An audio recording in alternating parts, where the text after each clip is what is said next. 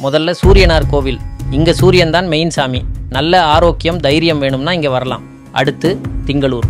இது சந்திரனுக்கு உரியது. மனசு அமைதியா இருக்கணும், அம்மா நல்லா இருக்கணும்னா இங்க வேண்டிக்குவாங்க. மூணாவது வைத்தீஸ்வரன் கோவில். இது செவ்வாய் பகவானுக்கான இடம். வைத்தியநாதனே இங்க சிவனா இருக்காரு. செவ்வாய் தோஷம், உடம்பு சரியில்லாத பிரச்சனை, கடன் தொல்லை எல்லாத்துக்கும் இங்க வேண்டிக்கிட்டா சரியாகும்னு நம்பிக்கை.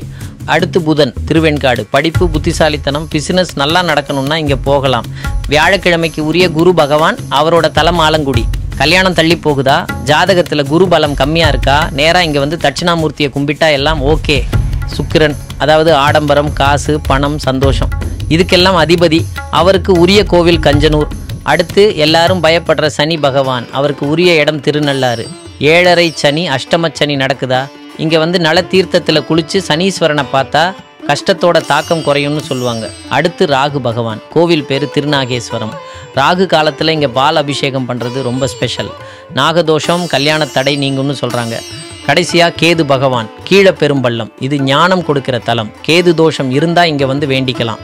இந்த 9 கோவிலையும் முடிஞ்சால் வரிசையாக தரிசனம் பண்ணுறது நம்ம வாழ்க்கையில் இருக்கிற எல்லா தோஷத்தையும் நீக்கி ஒரு மன நிம்மதியையும் நல்ல ஒரு வாழ்க்கையையும் கொடுக்கும்னு மக்கள் ரொம்ப உறுதியாக நம்புகிறாங்க.